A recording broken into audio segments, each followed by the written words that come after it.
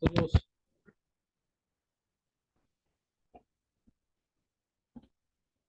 Bueno, vamos a iniciar lo que es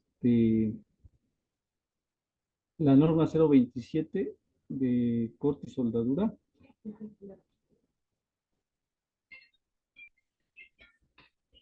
Esta norma es la 027 del 2008 y me establece las condiciones de seguridad para realizar trabajos tanto de corte como de soldadura. ¿Qué es la AWS? Es la Sociedad Americana de Soldadura. Estas normas y certificaciones de la AWS son reconocidas y utilizadas en la mayoría de los países. Los países que centran su atención en el desarrollo de la infraestructura y el comercio mundial utilizan estas normas y certificaciones de la AWS debido a su gran éxito probado en el apoyo del crecimiento económico, la seguridad y la calidad, ¿no? Todos nosotros hemos escuchado de las normas ANSI, que son normas seguridad que me establece cómo deben de venir sobre todo los equipos de protección personal que llegamos a utilizar en algunas actividades. Pues esas normas ANSI son emitidas por la AWS. La AWS maneja todo tipo de normas para procedimientos, evaluaciones, técnicas de calificaciones y certificaciones de los procesos de soldadura. La AWS se fundó en 1919 para facilitar el crecimiento de la reciente y desarrollada tecnología de la soldadura eléctrica, como una alternativa entre otros métodos de unión de metales. La AWS provee criterios para la aprobación y la evaluación de todo tipo de productos y materiales soldados, utilizando todos los procesos de soldadura. Por ejemplo, tenemos el procedimiento para la soldadura de tuberías, el procedimiento para la soldadura de recipientes sujetos a presión, el procedimiento para soldadura de recipientes atmosféricos y procedimientos de soldadura para recipientes que contengan hidrocarburos, ¿no? Entonces, la AWS tiene infinidad de procedimientos para los procesos de soldadura. Según la definición de la AWS y la norma 027 de la STPS del 2008, me dice que la soldadura es la coalescencia localizada de metales producida por el calentamiento de los materiales metálicos a una temperatura apropiada, con o sin aplicación de presión y con o sin empleo de un material de aporte para la unión. Esta es la definición tanto que viene en la AWS como la que viene en la norma 027, la cual esencia se refiere a la unión de dos metales y hacerlo en uno solo, ya sea utilizando un material de aporte o por presión. ¿Qué es corte? Corte, de acuerdo a la definición de la norma 027, me dice que es la actividad por medio de la cual se separa un material metálico al fundir un área específica por medio del calor del arco que se establece entre el electrodo y el material base. Entonces, con esta definición lo que me está diciendo es que yo puedo, con un equipo de soldadura, pudiese realizar un corte o por la reacción química del oxígeno y el gas combustible con el metal base. Aquí, ¿qué gas combustible nos permite usar la norma 27? Ingenieros, si alguien me puede contestar.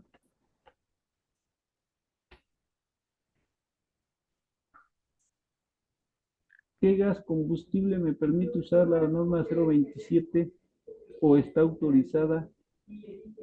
Acetileno, Inge. El acetileno, Inge. La acetileno, así es. El gas LP por esta norma no está autorizado para poderlo usar. Bueno, ¿qué es un cilindro?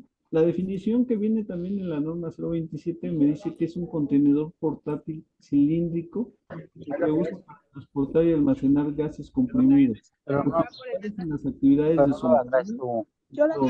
¿Sí? ¿Qué ¿Qué onda? partes, ¿De qué partes consta un cilindro? Sí, pero tú la manejas. ¿Cuál es esta de aquí? Del cuerpo, de las ojivas y la dichosa tapa, ¿no? Tiene en su interior una válvula, que es la que hay que estar protegiendo precisamente de cualquier golpe, porque este material se puede degollar y puede salir proyectado, ¿no? Tanto la válvula como el envase. ¿Y qué vamos a usar para protegerlo? Vamos a usar el capuchón de protección, que es este, que está aquí en gris, y ese se usa para cuando tenemos los tanques almacenados y cuando los transportamos de un lugar a otro.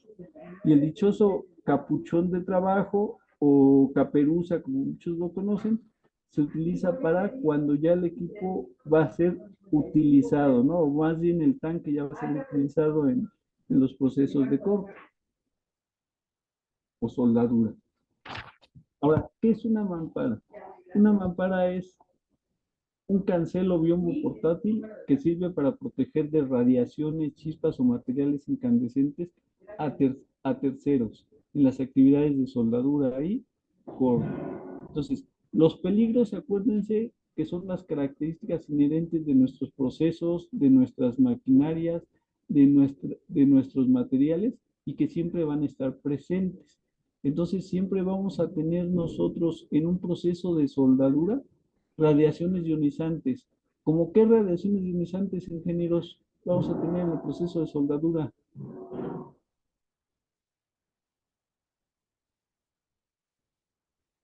¿Qué tipo de radiaciones ionizantes tenemos en los procesos de soldadura?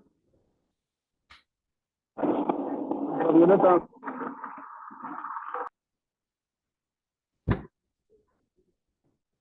No se te escuchó bien.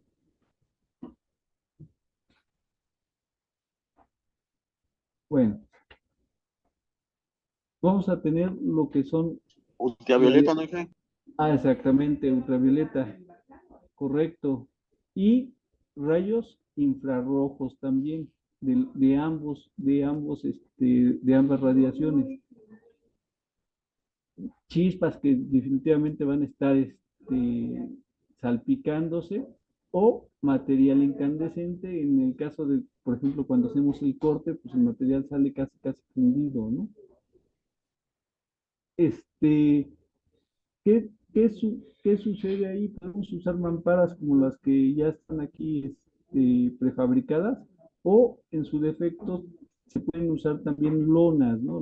Lonas sinífugas que de preferencia hay que usarlas de manera vertical nada más para detener la chispa, ¿no? Acuérdense que las lonas sinífugas no son lonas que no se queman y se perforan. Lo que no hace es que el fuego no se expande o no se consume todo el material, ¿no? O sea, no avienta, como su nombre lo dice, no avienta flama, ¿no? O sea, ya no genera el fuego como tal. Bueno, vamos a tener dos tipos de soldaduras, las soldaduras fuertes y las soldaduras blandas. Ahí como vemos aquí en el dibujo, la soldadura fuerte y la soldadura blanda se tratan de técnicas de unión térmica en las que el metal de aportación fundido fluye a lo largo de las superficies a soldar por capilaridad. Ambas técnicas tienen lugar por debajo de la temperatura de fusión de los materiales a unir o materiales bases, ¿no?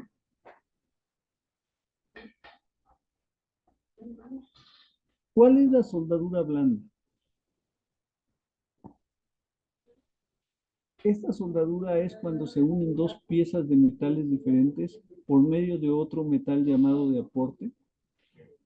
Este se aplica en estado líquido y puede ser el plomo o el estaño y se aplica a una temperatura aproximada de 180 grados centígrados y 370 grados centígrados. ¿Cuáles son las temperaturas blandas digo, los procesos de soldadura blandas que nosotros conocemos? Por ejemplo, el de cautín y el de proceso de soplete, ¿no? Cuando hacen la soldadura con plomo aquí al unir estos plomeros, ¿no? Y soldadura fuerte. La soldadura fuerte se aplica también metal de aporte en estado líquido, pero este metal puede ser en lo general no ferroso y tiene un punto de fusión superior a los 425 grados centígrados. Entonces, una diferencia entre la soldadura blanda y la soldadura fuerte es la temperatura de fusión a la que alcanza el material de aporte para poderlo este, unir con el material base, ¿no? ¿Hasta aquí alguna duda? ¿Continuamos? Francisco Martínez, Inge, ¿cuál es el término correcto? ¿Soldar o sueldar, Inge? Buenos días. Buenos Vamos. días, Francisco. Sueldar. El término correcto es sueldar. Sin embargo, también está probado manejarlo como soldadura, ¿no? O soldado. Pero el término correcto es sueldado. Bueno, las clases de soldadura. Vamos a dividirlo en dos clases.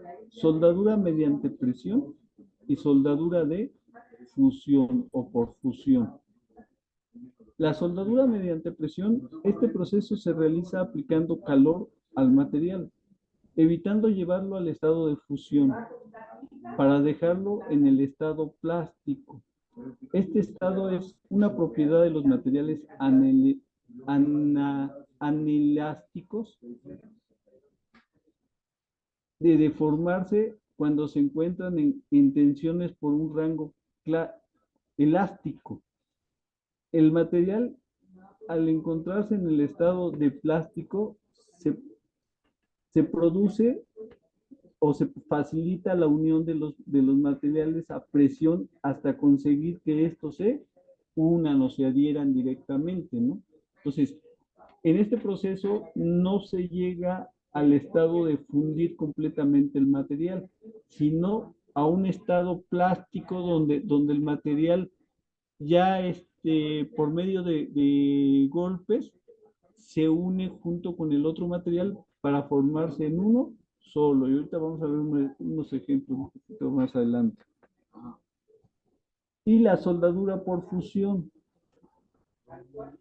Es una clasificación dentro de las soldaduras homogéneas que agrupa muchos procesos que se definen como el método de calentar dos metales a muy altas temperaturas hasta que se derriten, se unen entre sí y se funden. Este proceso de fusión se puede realizar con o sin aportación de metal de aportación, ¿no? O sea, hay procesos de fusión donde nada más calentamos el material base y ese material base se funde y solito se solda, ¿no? Y, y hay procesos donde sí tenemos que agregarles un material de aportación para poderlo unir. La soldadura por presión, tenemos la soldadura en la fragua, que es la que les digo que es por calentamiento, ¿sí? y la soldadura de resistencia. La soldadura en la fragua o forjada consiste en el calentamiento de las piezas a unir en una fragua hasta su estado plástico y posteriormente por medio de presión y martilleo se le logra la unión de las piezas, ¿no? Y ahí en la imagen pues, podemos ver, ¿no?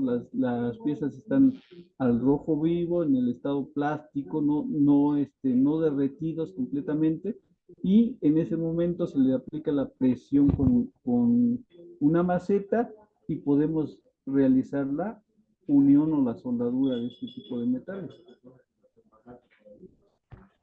La soldadura por resistencia es considerada un proceso de fabricación termoelectrónico. Se realiza por el calentamiento de que experimentan los metales hasta la temperatura de forja o de fusión. Debido a su resistencia, el flujo de la corriente eléctrica es una soldadura de tipo autógena o parecida a la autógena, que no interviene en material de aporte. Aquí solamente el material base con el paso de la corriente eléctrica hace que esto se funda y se una, ¿no? La soldadura de fusión, vamos a tener soldadura oxiacetileno, soldadura por arco eléctrico, así como la soldadura mediante rayos. En estas tres clasificaciones se clasifica la soldadura por fusión, la soldadura oxiacetileno, la soldadura con arco eléctrico y la soldadura mediante rayos láser. La soldadura oxiacetilénica. La fuente de calor se aporta en esta soldadura procede de la combustión de los gases, tanto del oxígeno como del acetileno, los cuales pueden alcanzar temperaturas aproximadas de 3200 grados centígrados. Se lleva hasta la temperatura de fusión de los bordes de las piezas. Con el calor que produce la llama es posible soldar casi cualquier metal de uso industrial. El acetileno es uno de los gases que más temperaturas altas, o es el que más temperatura alta alcanza en flama.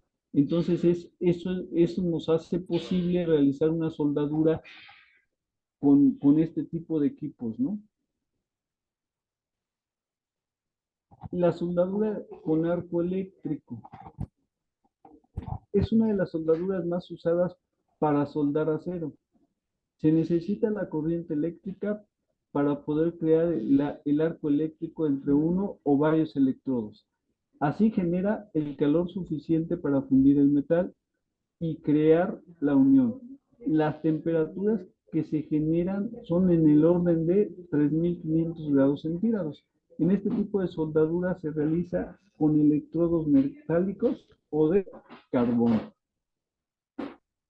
Y de aquí la soldadura con arco eléctrico vamos a tener varios tipos, ¿no? Está el arco metálico con electrodo recubierto, que es el SMAU. Está también con gases de protección, el TINC, el TIC y el MAU. El MIG también está dentro de esta clasificación. Y tenemos la soldadura con arco sumergido, ¿no? La soldadura mediante rayos. La soldadura por láser es un proceso de soldadura por fusión que utiliza la energía aportada por un haz de láser para fundir y recristalizar el material a los materiales a unir, obteniéndose la correspondiente unión entre los elementos involucrados, ¿no? Ahí como se ve en la imagen. Ahora, para todo proceso de soldadura y corte, se requiere, de acuerdo a la norma 027, una autorización por escrito de los trabajadores que van a realizar los trabajos y es un permiso de trabajo, ¿no? Que lo podemos usar como permiso de trabajo, donde ¿qué me tiene que aparecer en mi permiso de trabajo? ¿Dónde voy a trabajar? ¿Qué área es la que voy a trabajar? ¿En qué horario? ¿En qué horario lo voy a trabajar? Aquí se van a describir las actividades a desarrollar y aquí el equipo de protección personal que nosotros podemos usar y los riesgos a los que nos estamos enfrentando. Aquí van a venir los nombres de los trabajadores y si están aptos y calificados para poder realizar las actividades, y de este lado todas las medidas de seguridad que nosotros podemos aplicar, ¿no? Bueno, entonces ahora vamos a entrar en la parte de lo que son los, los combustibles, ¿no? El combustible que se usa, como ya quedamos, para los procesos de corte, es el gas acetileno. El gas acetileno tiene dos moléculas de carbón y dos moléculas de hidrógeno. Es un gas, es incoloro, es inodoro, no tiene tampoco olor, es más ligero que el aire. ¿Qué quiere decir eso? Que el gas acetileno, si nosotros tenemos una fuga en nuestro equipo, ¿hacia dónde se va a ir? Hacia la parte superior, ¿no? Va a empezar a elevarse el acetileno, porque es más ligero que el aire. Entonces, por lo tanto, el acetileno, cuando hay una fuga, empieza a subir.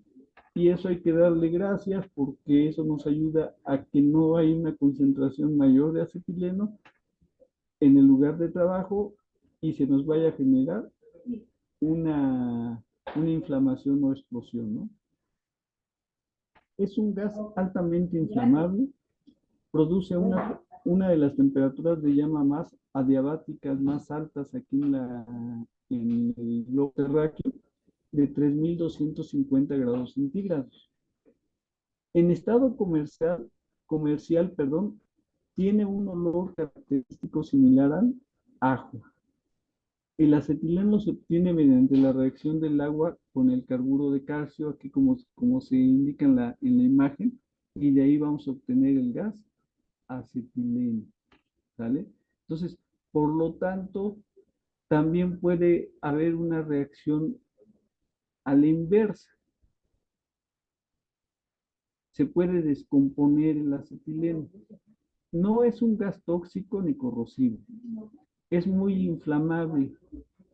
Es el gas más inflamable que podemos encontrar aquí en la Tierra. Arde en el aire con una llama luminosa, humeante y de alta temperatura.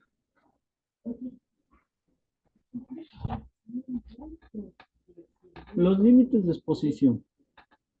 El acetileno está clasificado como un simple asfixiante, ¿no? Se nos puede producir asfixia, sobre todo porque va a desplazar al oxígeno del lugar de donde se empiece a concentrar, por lo que no tiene límites de exposición máxima, los dichosos TLB.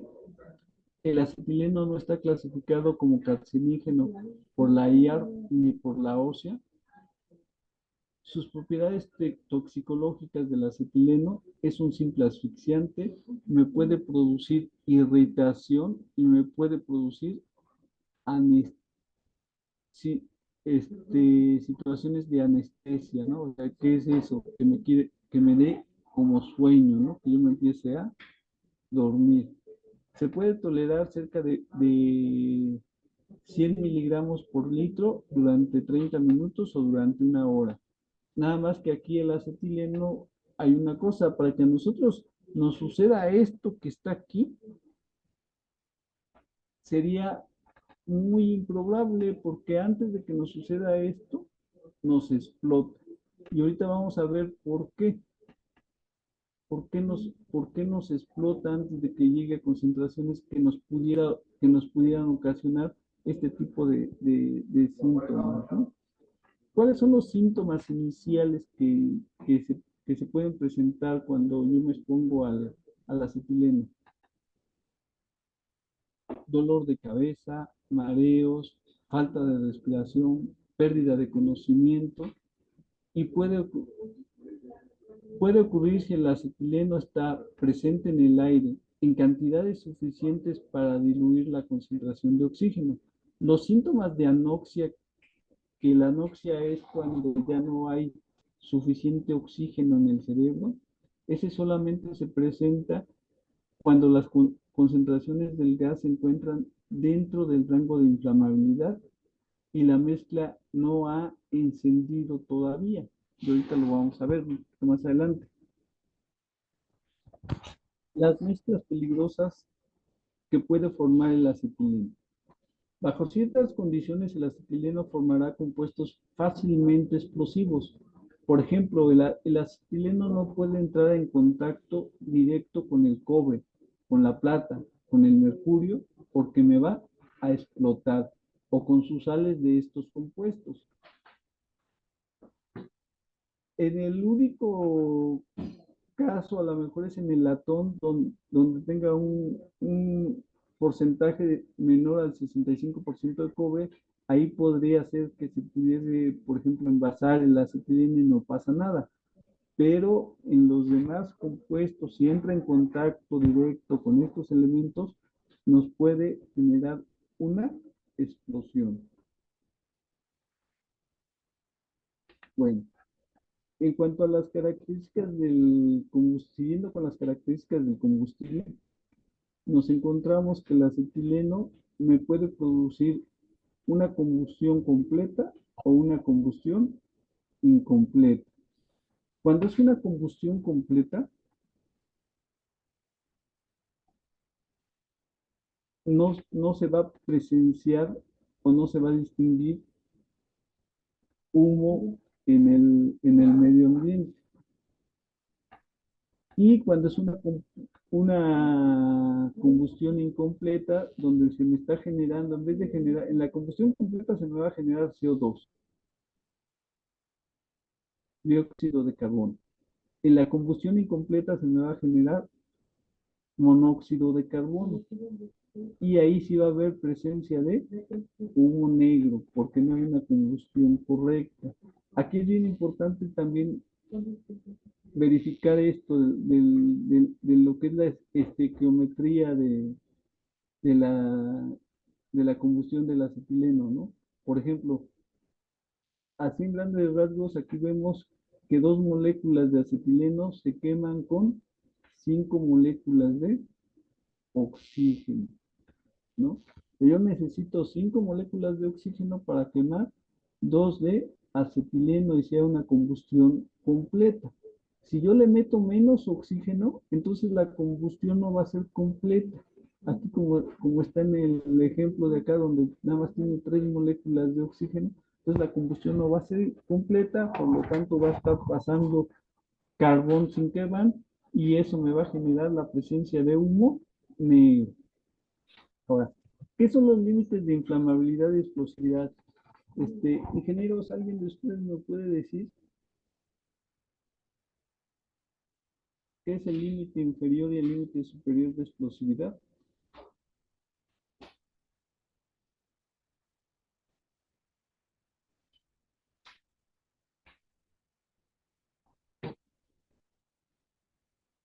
Buenos días.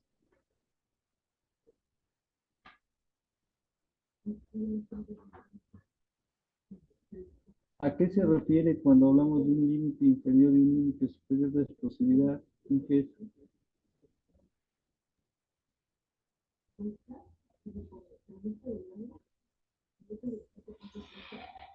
Yo me acuerdo que decías que es cuando una mezcla de los dos gases, uno predomina, ya no explota, y si baja a un nivel de mezcla correcto, es altamente explosivo, algo así. Por ahí va, por ahí va. Bueno, el límite inferior de explosividad y el límite superior de explosividad me marca los rangos en lo que la mezcla aire-combustible me puede generar o fuego o explosión. Por ejemplo, imagínense el equipo de oxicorte de nuestra obra. Ese equipo de oxicorte tiene una fuga y está desprendiendo acetileno. Si ese acetileno que está desprendiendo llega al 1%, no se enciende. Si llega al 2% tampoco se enciende, no va a pasar nada. Pero si llega al 2,5%, que es un límite inferior de explosividad, ahí luego me va a aventar una flama. Se va a encender el acetileno. El acetileno es uno de los gases que se enciende sin necesidad de una fuente de ignición. No necesita que haya algún chispazo, alguna flama cerca, no necesita nada de eso. Simplemente con llegar a la concentración que requiere para encenderse, se va a encender, que en este caso sería el límite inferior de explosividad, el 2,5% de acetileno en el aire. Por eso les decía yo que cuando hay una fuga, pues somos bendecidos porque ¿qué sucede con el acetileno? Se empieza a disociar en el aire y empieza a subir. Entonces, muchas veces, y por eso es lo importante, en lugares cerrados es muchísimo más peligroso, porque ahí el acetileno a lo mejor no sube con tanta rapidez y se va quedando en el área de trabajo y eso me puede ocasionar que en un momento dado me aviente una flama o me llegue a explotar si la concentración es mayor. Entonces, en todo este rango, el acetileno me va a explotar al 3%, al 4%, al 5%, al 20%, al 30%, al 40%, al 50%, al 60%, 70% de acetileno en el aire, hasta el 81%, que es su límite superior de explosividad. En ese momento, después del 81%, ya el acetileno no explota ni se enciende. O sea, si yo ya tengo 82% de acetileno en el aire, ya no me va a explotar. ¿Y eso a qué se debe? A que ya la cantidad de oxígeno presente en el aire, que es la que necesitamos para que se lleve a cabo la combustión, no es la suficiente para poder detonar, ¿no?, el mecanismo de explosividad. Entonces, del 82 en adelante hasta el 100%, o sea, ya prácticamente puro acetileno y muy poquito aire, ya no me va a explotar. Y a eso se refiere con el límite inferior y límite superior de explosividad del acetileno. No sé si hasta aquí queda claro.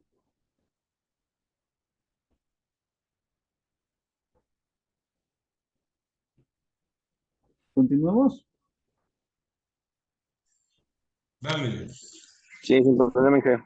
Sí. Hay que continuar, Inge Rubén, hay que continuar. Continuamos. El gas LP. El gas LP es una mezcla de propano-butano y tiene también un odorizante que es el mercaptano, que se usa precisamente para que nosotros nos demos cuenta de la fuga que hay, ¿no?, de acetileno, de gas LP en el ambiente. De igual manera, ¿no? Con el propano podemos tener combustiones incompletas, combustiones completas. Entonces, por ejemplo, aquí el butano, 2 moléculas de butano se queman con 13 de oxígeno. Si se dan cuenta que aquí se necesita más oxígeno para quemar una molécula de gas butano, y en el acetileno se necesita menos oxígeno, ¿no? ¿Y eso dónde se va a ver reflejado? Se ve reflejado en el límite inferior de explosividad y en el límite superior de explosividad. Acuérdense, todas las sustancias inflamables tienen un límite inferior de explosividad y un límite superior de explosividad. ¿Y qué son esos límites inferiores y superiores? Me marcan los rangos donde la sustancia se puede inflamar o explotar. En el caso del gas LP, su límite inferior de explosividad es 1.8% y su límite superior de explosividad es 9.3%. O sea, no llega ni al 3%. El gas LP es más pesado que el aire. Entonces, ¿qué va a suceder si yo tengo una fuga de gas LP? ¿Dónde se va a quedar?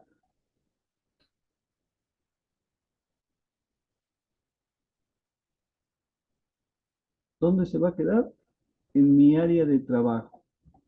No va a subir, sino se va a quedar ahí, en mi área de trabajo, el gas LP.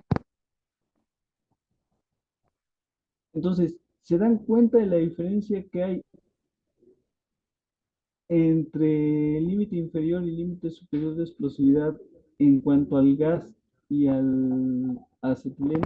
Por ejemplo, acá, después del 10%, el 11%, el 12, el 13, el 14, el 15, el 16, el 20, el 40, el 50, el 60, el 70, el 80, el 90 y hasta el 100% de gas presente en el aire, ya no me va a explotar ni va a pasar nada, porque ya está fuera de los rangos de explosividad. Entonces, para que explote con gas LP, ¿cuánto necesito de gas? Perdón por la expresión, pero una madre. Bien poquito gas para que yo pueda explotar. A diferencia del acetileno, que su rango de explosión es grandísimo y en cualquier concentración que se me pueda presentar me puede explotar. Y aquí no. Aquí solamente menos del 10% del gas en el aire es cuando me genera una explosión. Y generalmente nosotros tenemos la idea al revés, ¿no? Nosotros pensamos que entre más gas hay en un área donde hay un escape de gas, más probabilidad hay de que explote. Y es al contrario. O sea, cuando tú, por ejemplo, encuentras una casa donde dejaste la llave abierta del gas y se te generó mucho gas dentro, y generalmente llegamos y decimos, no, no, no enciendas luz, no enciendas nada, vamos a empezar a ventilar y se empiezan a abrir ventanas y puertas y empezamos a dejar meter aire. Al dejar meter aire, lo que estamos haciendo es diluir el gas LP, pero a su vez lo estamos metiendo a su rango de explosividad. Y cuando creemos que ya casi no huele a gas, ya está, y ya hay muy poquito gas, en ese momento, si encendemos o damos un chispazo cualquiera, nos puede venir la explosión, porque entonces ya nos encontramos dentro de los límites de explosividad. O sea, si se dan cuenta, en el gas LP no necesito mucho gas, necesito una madrecita de gas para que me pueda explotar. Y mucho aire. ¿Sale? No sé si hasta aquí quedó entendido los límites o los hice más bolas.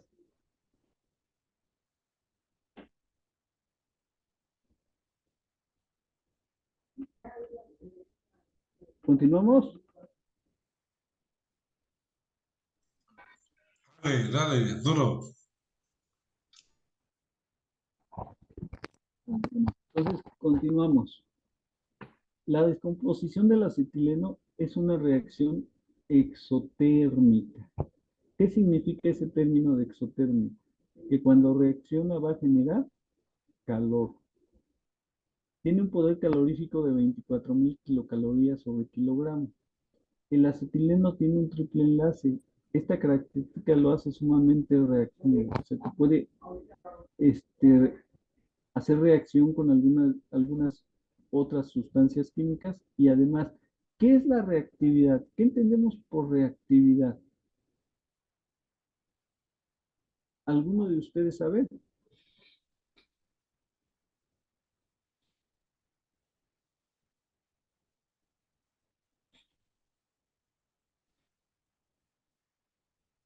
¿Continuamos? Bueno, la reactividad es cuando una sustancia reacciona violentamente si nosotros le cambiamos o le modificamos la presión o la temperatura. Por ejemplo, el gas LP. El gas LP, ¿qué hacemos con el gas LP cuando se envasa? Se mete a presión, a presión, a presión, a presión, a presión, a presión.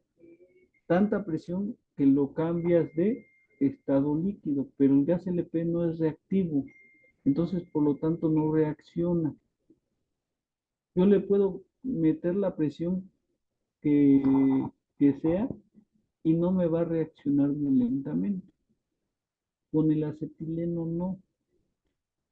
El acetileno es muy reactivo.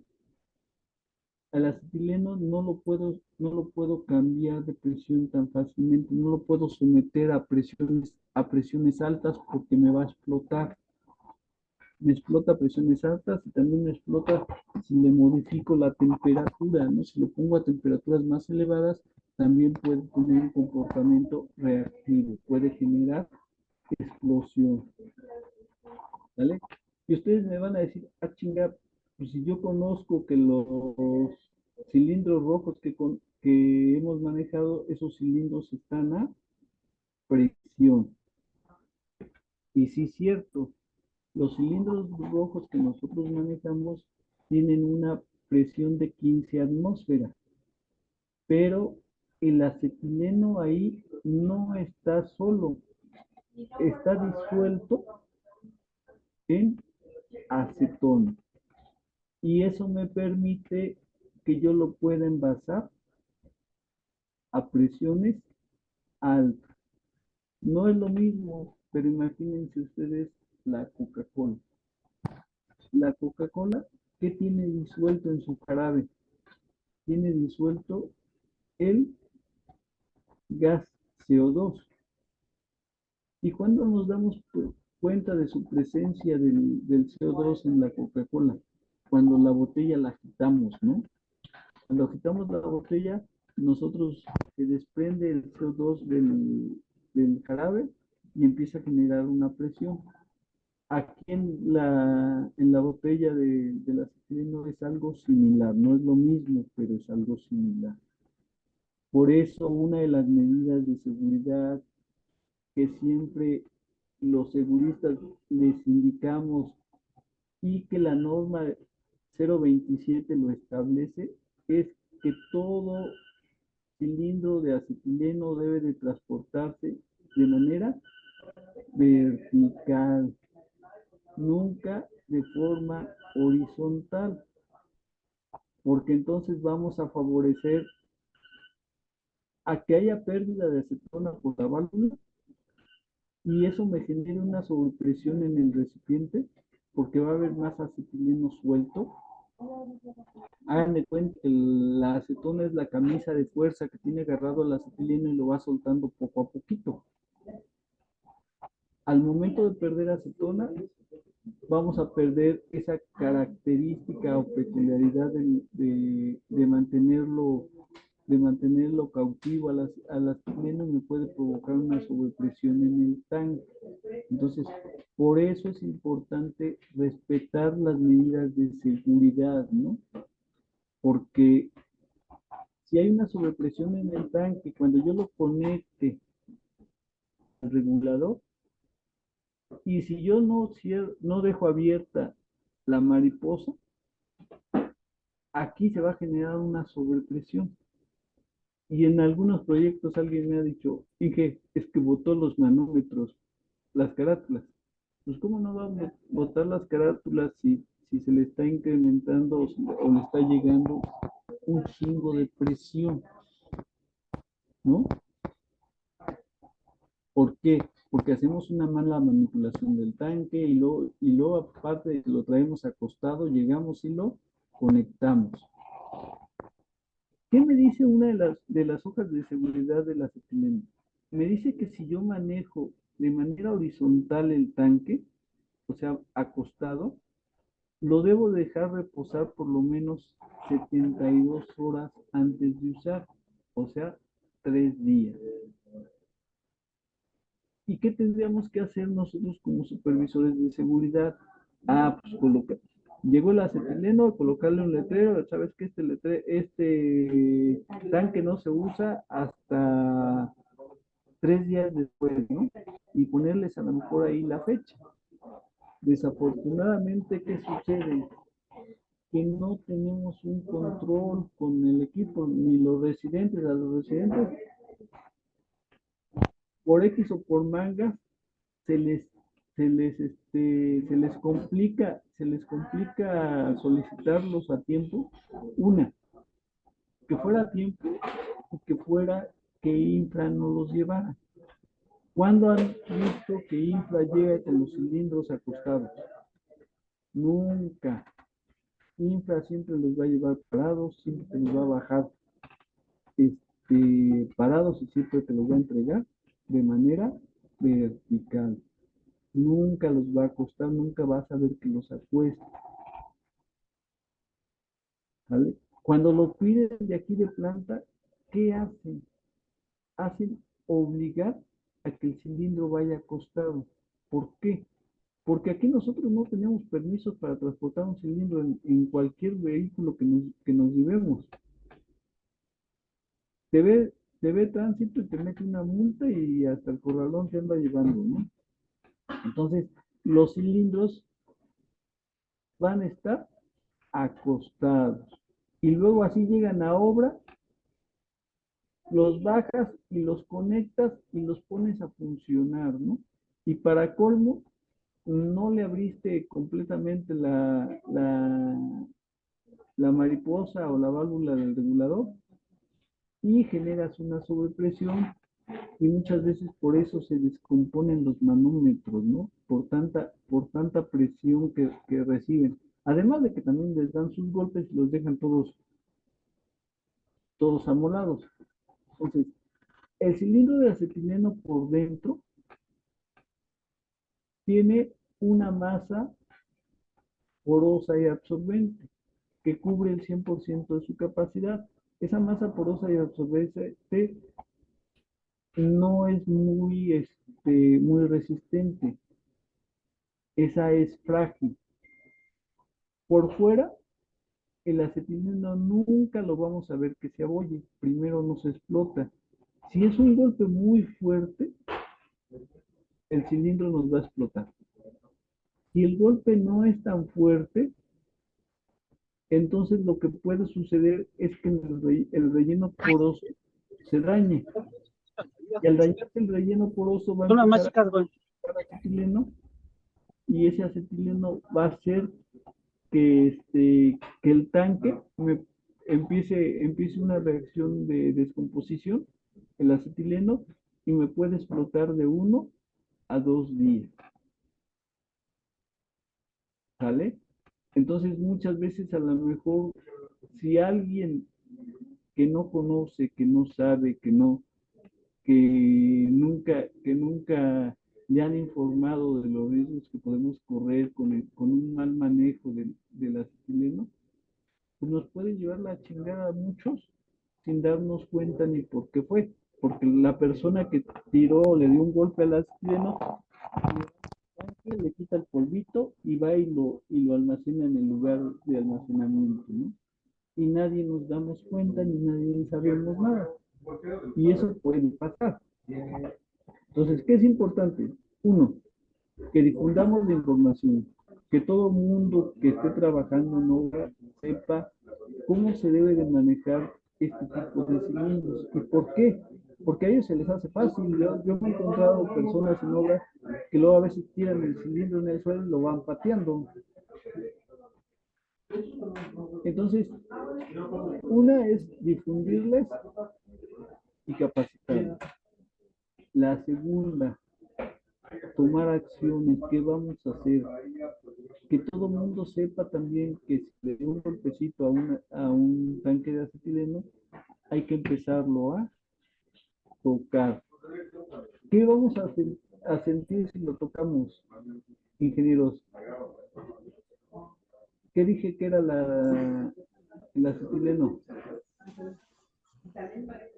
El reactivo se va a calentar. Se va a calentar, va a empezar a calentarse el cilindro. Entonces, si yo le di un trancazo, bueno, lo que tengo que hacer es irlo a tocar en periodos, ¿no? O sea, no nada más tocarlo una vez y ahí, no está caliente, ahí lo dejo. No, aquí en periodos cortos y lo a tocar y a ver, no se ha calentado, no se ha calentado o ya se calentó. Si ya se calentó, entonces es separarlo de los demás tanques y empezarlo a enfriar con un chorro de agua para bajar precisamente la reacción que está teniendo en su interior. Y lógicamente avisar al de seguridad y al residente para que nosotros también tomemos cartas en el asunto y se solicite de manera inmediata la intervención o de infra o de protección civil para, para hacer un manejo adecuado del cilindro, ¿no? Antes de que pueda suceder alguna tragedia con su manejo. ¿Hasta aquí alguna duda?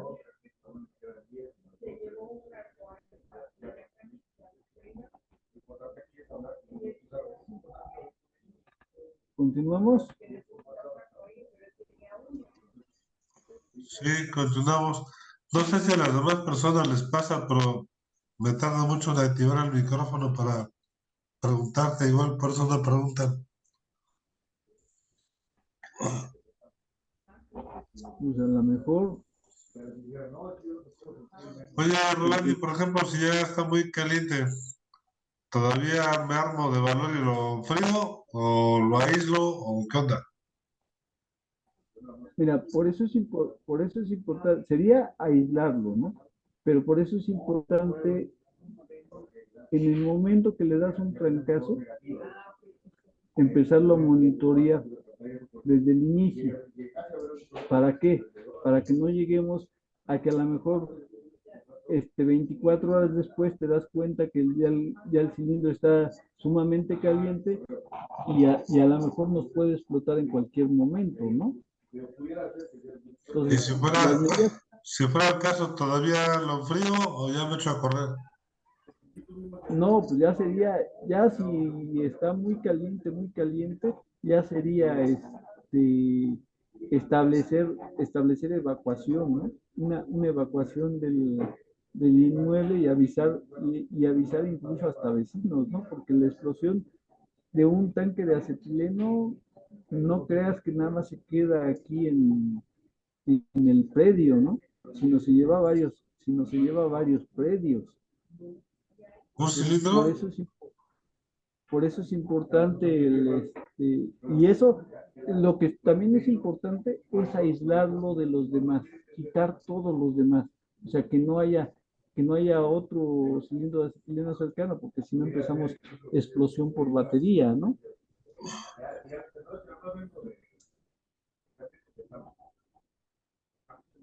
Bueno, ¿cuándo se me puede generar una explosión del cilindro? Como dice aquí, por golpe, por falta de acetona, por retroceso de llama, que ya todo el mundo lo conocemos, por temperaturas elevadas, por la reacción exotérmica que les comentaba, la separación de la acetona, la destrucción del relleno poroso, eso me va a generar una explosión. Eso del retroceso de llama que dices que todos conocemos, pues yo no. Ahí no lo explicas. Bueno, entonces, ahorita lo voy a explicar un poquito más adelante.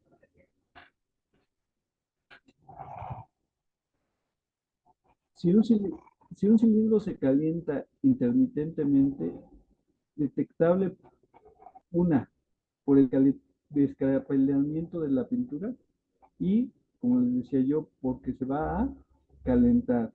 Hay que evacuar el área y mojarlo con agua hasta que se enfríe.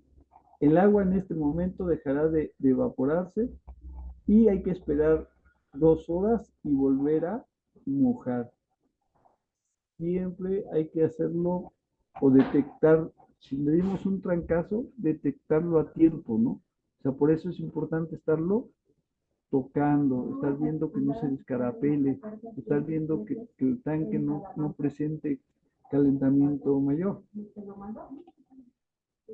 Los cilindros deben de almacenarse a una distancia prudente de los cilindros de oxígeno, a 6 metros como mínimo, ¿no? Por ejemplo, esto es bien importante en la mayoría de los centros, de las obras, las jaulas tanto de acetileno como de oxígeno están pegaditas. Entonces, la norma te dice que como mínimo debe haber 6 metros entre una jaula y otra jaula.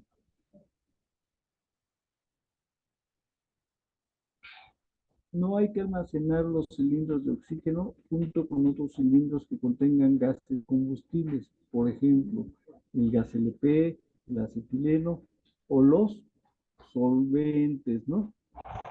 Yo me he encontrado que muchas obras tienen la jaula de acetileno y ahí tienen un porrón de solvente, ¿no?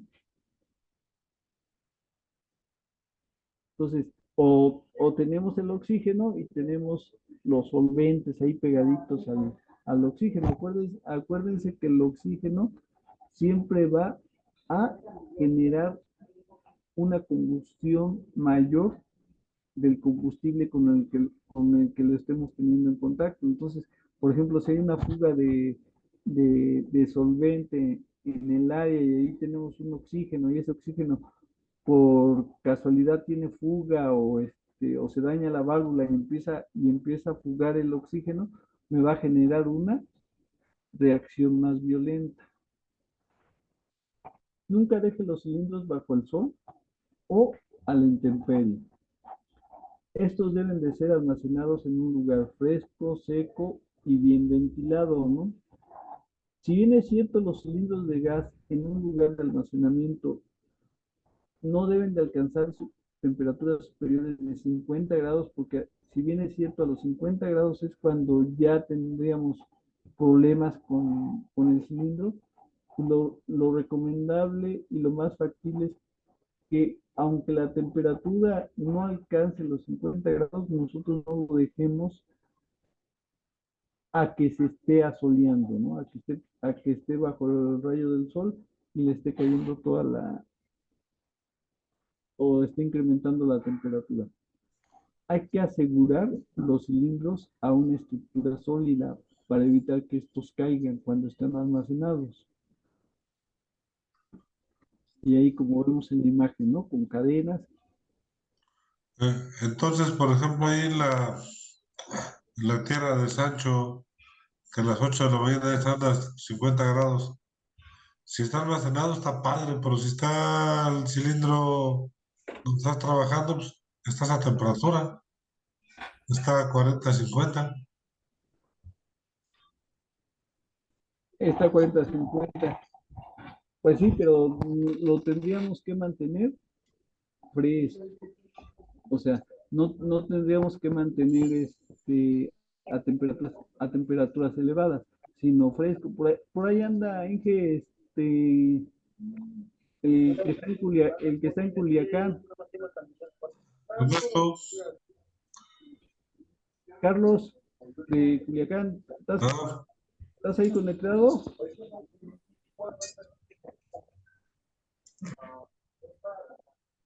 O sea, lo tendríamos que tener en sombra. O sea, no lo podemos tener en lugares donde la temperatura eleve más de los 50 grados, porque vamos a tener problemas. Quería ver a ver si estaba Carlos con el anda ahí en Culiacán para que nos diga los puntos que contemplan, pero creo que no. Carlos, ¿no andas por ahí? Tampoco está Ernesto, a ver. Ernesto, no, no lo veo. No anda ahí. A ver, Pero bueno, lo que tenemos que garantizar es que el cilindro esté fresco, que no alcance temperaturas tan elevadas, porque entonces sí nos podría provocar algún tipo de explosión. Entonces lo vas a tener en tu carrito transportador, pero no lo vas a tener al rayo del sol.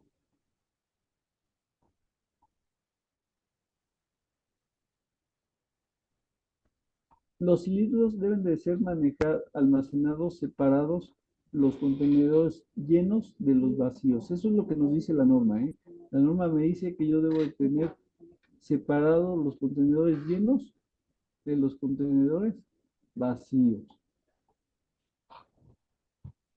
Los cilindros vacíos se deberán de marcar o se les deberá de colocar una tarjeta que dice vacío, manteniéndolos aparte de los contenedores llenos. Se debe de mantener siempre cerradas las válvulas de los cilindros vacíos con la capucha de protección puestos y cubriendo la válvula para que los cilindros vacíos ya saben que siempre tienen un remanente de gas. Los cilindros deben de almacenarse con cuidado y siempre con vertical para evitar que rueden o se golpeen o choquen entre sí. Nunca se debe dejar caer un cilindro aunque este esté vacío, ya que siempre tiene un remanente de gas, ¿no? Y puede resultar en una sobrepresión y salir disparada. De todas maneras, las válvulas se llegan a degollar. Los almacenes, sin excepción, deben de estar claramente identificados con los letreros que adviertan el almacenamiento de gases y se debe de colocar señalamientos que prohíban fumar. Y este es el tipo de señalamiento en los recipientes. Por ejemplo, el rombo de NFPA, que es este de los colores, si bien es cierto la norma 018 actual del 2015 ya no me establece la utilización de este rombo, tampoco se contrapone. ¿Por qué? Porque el rombo de NFPA de Estados Unidos me establece los riesgos que pueda tener hacia la persona, la sustancia. Y lo que son los pictogramas de la norma 018 del 2015, que es el sistema armonizado, ese me establece los peligros a los que me estoy enfrentando, ¿no? Los peligros que, que, que son esas sustancias químicas a las que estoy manejando o transportando. Entonces, no se contraponen, pueden ser complementarios y se pueden utilizar, ¿no? O sea, no hay ningún inconveniente en seguirlos manejando. ¿Cuántos pictogramas conocemos, ingenieros? ¿Saben cuántos pictogramas es el sistema globalmente armonizado?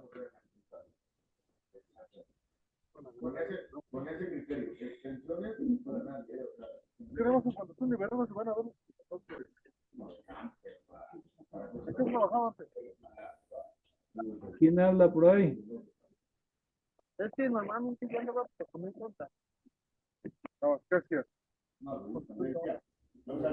Bueno, ¿quién está hablando?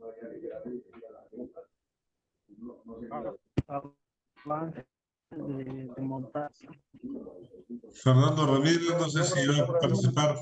Tienen su micrófono abierto por ahí, silenciando, porque creo que están en otro tema.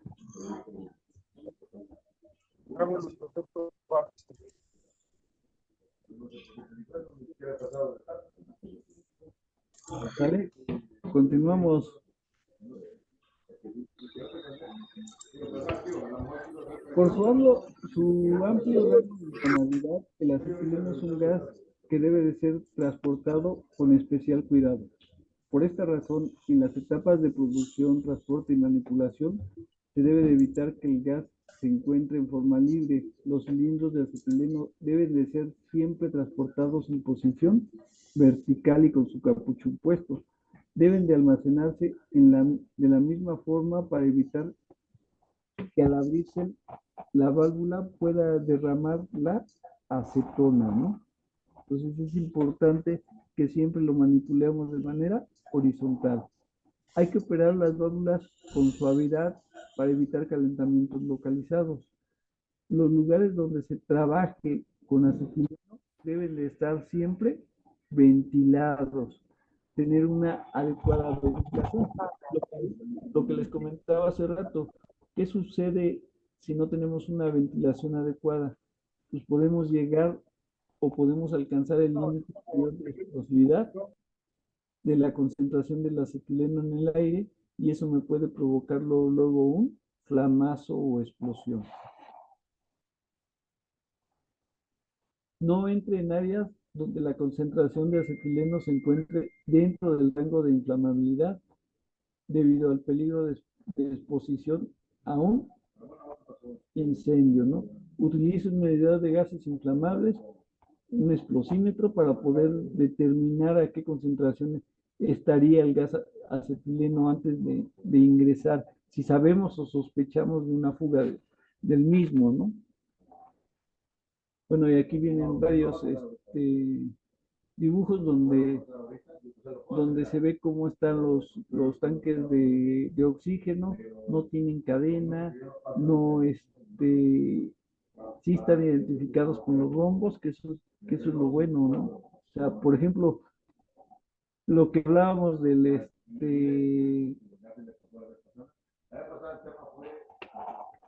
se llama? De los de los pictogramas, de riesgo. Por ejemplo, este pictograma, ¿qué significa? De aquí, ¿alguien me puede contestar? Gases sujetos a presión. Recipientes sujetos a presión, así es, gas a presión. Este otro de acá, que es un círculo en llamas. Oxidante. Perdón, no te escuché. Comburente. Comburente. Ese es un comburente, ¿no? O oxidante, que es el oxígeno, en este caso es un comburente o un oxidante, que me puede ayudar a que la combustión de cualquier combustible sea más rápida y mayor. Ahora, aquí, de aquí, no debería de estar aquí. Si nosotros checamos la hoja de seguridad, no viene. En la hoja de seguridad nada más vienen estos dos. Esto significa que es un químico nocivo, ¿no? Y el oxígeno, pues no es un químico nocivo. Es más, ni el acetileno se considera químico nocivo porque las concentraciones, como lo vimos hace rato, no son tan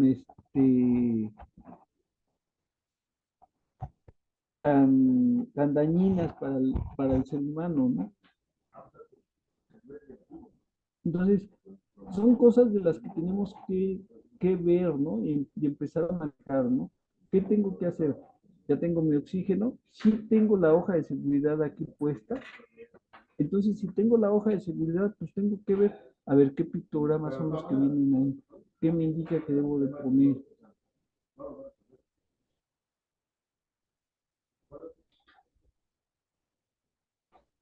¿Sale?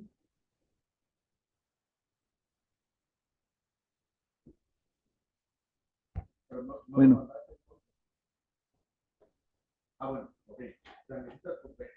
También como brevario cultural.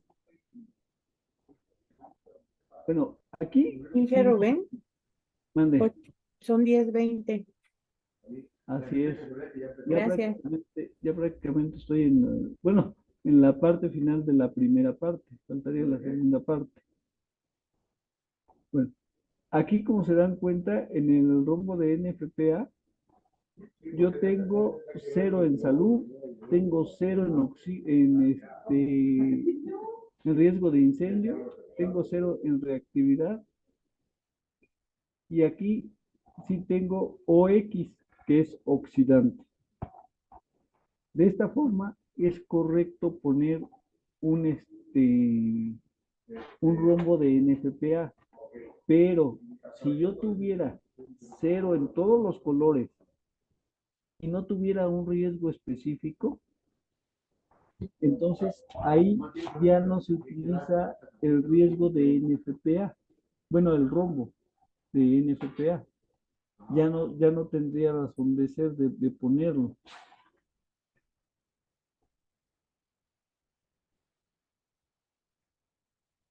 Bueno, y aquí vienen varias formas de cómo se manejan los cilindros en obra, y esto es algo que nosotros como supervisores de seguridad no tendríamos que dejar que suceda, ¿no? Y eso lo tenemos que hacer desde el inicio, desde que llegue al equipo. No está en condiciones, lo siento mucho, no lo usas y hasta que no lo tengas en condiciones, ¿no? ¿Por qué? Porque pues los contratistas ya agarraron la medida, ¿no? Por un lado, negocian con el residente, y por el otro le dan la palmadita al supervisor: oye, ¿sabes qué? Mañana te lo traigo, y así van con el mañana, y nunca llega el equipo, ¿no? Entonces, mañana te dejo operarlo, ¿no? O sea, si mañana lo traes, mañana te dejo operar. ¿Vale? Y con eso cerramos la primera parte. Gracias por su atención.